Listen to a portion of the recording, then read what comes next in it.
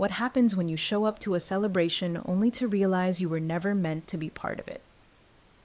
The ballroom glittered like a scene from a fairy tale crystal chandeliers, casting golden halos, a string quartet playing something elegant and expensive, guests in soft pastels swirling like they belonged on the pages of a high society magazine.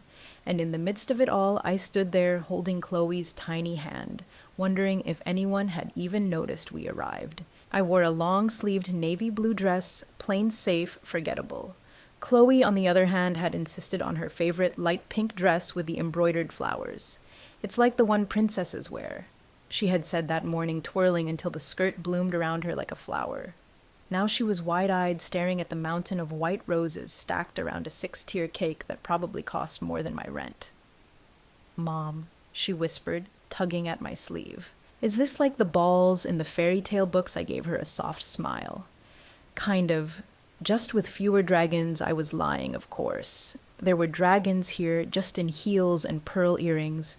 The crowd moved in waves of laughter and champagne flutes, none of it reaching where Chloe and I stood. No one came to greet us. No one asked if we had a seat. We were like shadows skimming the edge of a painting too polished for us to belong in. Nathan was on stage now, my younger brother by 2 years, standing tall beside his bride-to-be Rachel. He looked like a poster boy for some designer suit. Campaign, cream-colored tux, relaxed smile, hair effortlessly tousled. Rachel shimmered in silver, her features perfect, her makeup flawless, her arm looped through his with just the right amount of possessive elegance. I wasn't supposed to feel anything, but I did. Then her eyes landed on me just for a second. Her smile faltered, like she'd spotted a crack in her perfect backdrop. She leaned down and whispered something to my mother, who was never far from her side. My mother didn't hesitate. She didn't ask questions. She just gave that same nod. I'd grown up fearing a quiet, absolute decree. Moments later, her heels tapped against the marble as she walked toward me. Sharp, even steps. Her expression unreadable. "Julia," she said in that clipped tone that always made my stomach twist, "please don't go near the stage tonight." I blinked. "What Rachel feels your presence might make some people uncomfortable. I know you understand. It's Nathan's night." I felt the sting before I could process the words. It wasn't the first time I'd been told to make myself smaller, but this time it was public, at my brother's engagement, in front of my daughter. "Because I'm bad luck," I heard myself ask quietly. She gave a sigh as if I was being unreasonable. "You know how things have always gone. Your father passed on your birthday. Your marriage didn't last. I'm not blaming you, but today isn't the day to take risks." That was when the air left my lungs. The room was still buzzing with music, but for me, everything went silent. I wanted to scream, to defend myself, but I just nodded. I was too tired to argue, too used to being the one on the outside looking in. Beside me, Chloe looked up. "Why aren't we going to take pictures with Uncle Nathan?" she asked, frowning. I crouched down to her level, brushing a curl behind her ear. "Because not everyone sees special the same way we do, sweetie." Her eyes puzzled for a moment. Then something shifted quietly, deeply. She didn't understand, not completely, but she was beginning to see it, and that more than anything broke my heart. I had no idea that this small flicker in my daughter's eyes would be the beginning of something no one in that ballroom would ever forget. I used to think silence was the safest place to live. It didn't ask questions. It didn't judge. It just kept you invisible. I was 8 when I learned that lesson.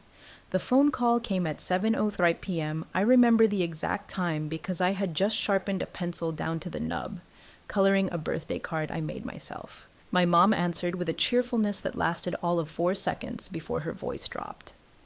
When she came back into the room, her face looked hollow. "What's wrong?" I asked. She sat down slowly, her hands trembling as she placed the receiver back on the hook.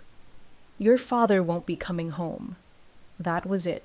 No explanation, no breakdown, no hug.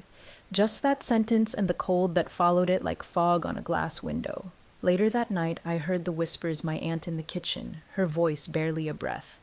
If he hadn't gone out to buy the cake, I never heard my mother deny it. Not once. She never said I was to blame, but she never said I wasn't. From that day forward, something in her eyes changed when she looked at me, like she was afraid of me, or worse, disappointed in me. 2 years later, Nathan was born her second chance at doing it right. He was the golden boy from day one. Smiled early, walked early, talked early. People said he had dad's charisma. What no one said aloud was that he filled the void I apparently couldn't. When we were kids, Nathan used to grab my hand at family reunions and whisper, "Come with me, Jules." For a few short years, he was the only one who made me feel like I belonged to something. But then high school happened, and Nathan bloomed, captain of the soccer team, top of his class, effortlessly admired. And me, I slipped through the cracks. I wanted to be an architect. I loved drawing buildings, imagining spaces where people could feel safe and seen. But when I told my mother, she laughed. Who's going to hire a Reynolds girl to design buildings? Be realistic. I wasn't realistic. I was depressed. I lost my scholarship sophomore year, moved back home, worked part-time jobs to keep myself from falling into nothingness. Then I met Ben. He was calm, soft-spoken, didn't look at me like I was cursed. For a while I thought maybe that was all I needed, safety. But safety isn't the same as love.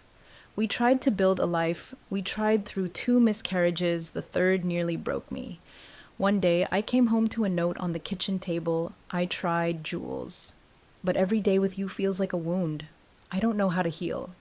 And just like that, he was gone too. I didn't cry. I didn't rage. I just folded the note and put it in a shoebox, with the rest of the things that proved people don't stay. But then, Chloe happened. Doctors said the odds were slim, less than 20%, and even slimmer for a full-term birth. But Chloe arrived strong, radiant. A small son I never thought I'd deserve. When my mother first held her, she said, "Let's hope she doesn't carry her mother's fate." I remember the sting of that line, how I smiled anyway, how I excused it like I always did. That's the thing about exile, you get used to decorating it. You hang up memories like fairy lights soften the edges of cruel words so they don't cut as deep. But Chloe was never meant to live in exile. I swore that from the moment she wrapped her fingers around mine, she was the only person who didn't make me feel like a ghost. Even when no one from the family called after she was born. Even when we spent holidays alone. Even when I had to teach myself how to be mother and father, friend, and guide. I used to think surviving was enough. Until Chloe started asking questions. Why don't Grandma and Grandpa visit us? Why do the cousins never invite me to their birthdays? Why do people look at you like that, Mommy? And every time I gave her the softest version of the truth I could manage, but she was growing up fast, too fast. And that night in the ballroom when she saw the way my mother looked at me when she noticed no one had saved us a seat or asked for a photo, it was no longer something I could protect her from. That look in her eyes. It wasn't just confusion anymore. It was the beginning of understanding, and I wasn't sure whether to feel proud of her or terrified. There are moments when time doesn't just slow, it sharpens, cracks open, and everything you thought would stay hidden forever starts to speak.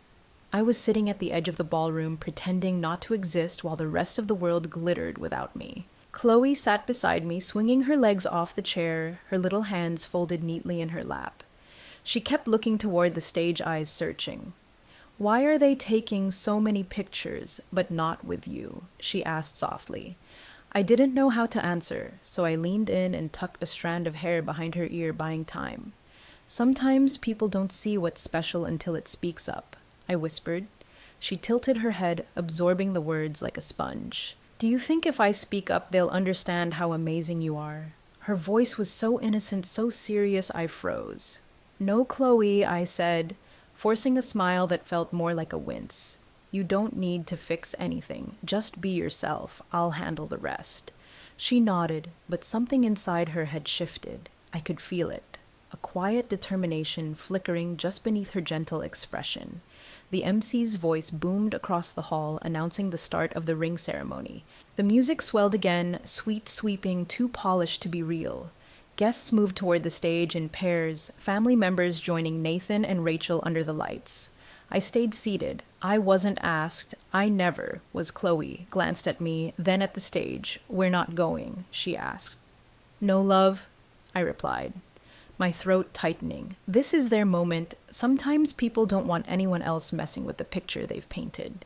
Her brows furrowed, but you didn't mess anything up. I tried to speak, but my voice failed me. I swallowed hard and just reached for her hand. And that's when she slipped away. I didn't notice at first, too wrapped up in holding myself together. But then I caught a flash of pink weaving between the chairs. Chloe, I gasped. Chloe, come back. My voice was sharp, desperate, but she didn't stop. She didn't even look back. She just kept walking toward the stage with the calm certainty of someone much older than 7. I stood up so fast my chair screeched behind me. Guests turned, heads tilted. Whispers began at the time I started pushing through the crowd, muttering apologies, trying not to draw more attention. It was too late. Chloe had reached the stage. She stood just beside the podium, barely tall enough to reach the mic. A waiter moved as if to guide her away, but then froze, maybe thrown off by the fierce stillness in her eyes. She reached for the mic, stood on tiptoes, and spoke. Excuse me. It was clear, soft but firm, and it silenced the room like thunder never could. My name is Chloe Reynolds, she said, her voice carrying across the hall, and my mom is the best person in the world. Gasps rippled. Someone behind me dropped a glass. I know some people say she brings bad luck. Chloe continued, eyes locked on Rachel and my mother. But I don't think that's true. She takes care of me when I'm sick. She reads me stories even when she's tired. She works really hard so I can eat pancakes and buy school books. She never yells, she just hugs. The room was still motionless. I could barely breathe. Chloe turned toward Rachel. Miss Rachel, I heard you tell Grandma that marrying Uncle Nathan would be easier if my mom wasn't around. You said she brings tension, that she's a headache. Rachel's face drained of color, her lips parted, but no words came out. And you also said Uncle Nathan's easy to control. Chloe added unfazed, but you told everyone here that you love him. A wave of murmurs broke through the silence. Phones lifted, cameras clicked. Eyes darted between Rachel and Nathan like a slow-building storm. Rachel reached for Nathan's hand, but he stepped back. My mother. She just stood there, lips trembling, eyes wide with a fear I had never seen in her. And then Chloe said the words that undid me. If anyone thinks my mom doesn't belong here, they're wrong. My mom isn't bad luck. She's my lucky charm. With that, she gently placed the microphone down and walked off the stage. Every step she took back toward me felt like thunder against marble. The entire ballroom remained frozen in place, and I stood there, tears burning behind my eyes, unable to move, unable to speak, because for the first time in my life someone had defended me loudly, clearly, without fear. My daughter had done what I had never dared. She didn't just speak. She shattered the silence. Silence used to be a comfort. Now it felt like a spotlight burning, glaring, impossible to hide beneath. As Chloe returned to my side, the sound of her tiny shoes tapping against the polished floor echoed louder than the music ever had. She didn't rush. She didn't cry. She just walked with the calm of someone who had already made peace with the truth. She slipped her hand into mine, warm and steady. On the stage, Rachel stood frozen. Her perfect facade hair makeup dress all seemed to dim under the weight of Chloe's words. Nathan stared at her. His lips moved as if trying to form a sentence, but nothing came out. Until finally, softly. Is it true? Rachel flinched. Nathan, she's a child. You're really going to believe is it true or not? He asked again. This time louder, stronger. Rachel looked around like she was searching for an escape route. No one moved. No one came to her rescue. She let out a nervous laugh. Who doesn't say silly things when they're stressed? Come on, I didn't mean that kid doesn't know anything. She snapped suddenly, her tone sharp. She's just a child. Big mistake. Nathan's face changed, jaw, tightening eyes, darkening with clarity that had been years in the making. He didn't yell, he didn't argue, he simply reached for the engagement ring on his finger and slid it off. The gasp that followed felt like the room exhaling after holding its breath too long. Rachel's eyes went wide. You're ending this. Over that. Nathan nodded. Once I'm ending it because I finally remembered who I trust. He stepped off the stage. Rachel called after him, voice cracking. Nathan, this is ridiculous.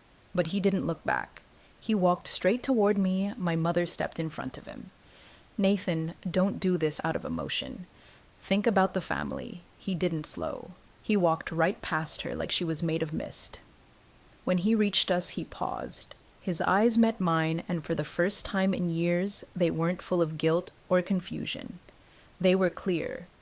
Julia, he said my name, sounding strange coming from him, like a language he'd forgotten how to speak. I'm sorry. For everything I couldn't respond. My throat felt full of broken glass. You were always there, always steady. Even when no one saw it, I saw it. I just didn't have the courage to say it out loud. His voice cracked, and then he pulled me into a hug. No cameras, no audience, just a brother holding his sister like he finally understood what she'd survived. Chloe looked up and smiled. Nathan crouched down and opened his arms. Thank you, he whispered. You were braver than all of us. She giggled, then hugged him back, and for the first time in a very, very long time, I felt something shift. A new story had started writing itself right there in the middle of a room that had once tried to erase me. The next morning, the world felt quiet in a different way. Not like silence born from being ignored, but the kind that follows a storm. I sat by the window, cradling a cup of tea that had long gone cold. Chloe was still asleep, curled in a little nest of blankets, her stuffed bear clutched against her chest. My phone buzzed. A message from Nathan. I don't really know how to start, but thank you. You were always there. I just didn't see it until Chloe made me look. I'm proud of her. I'm proud of you. I read it twice.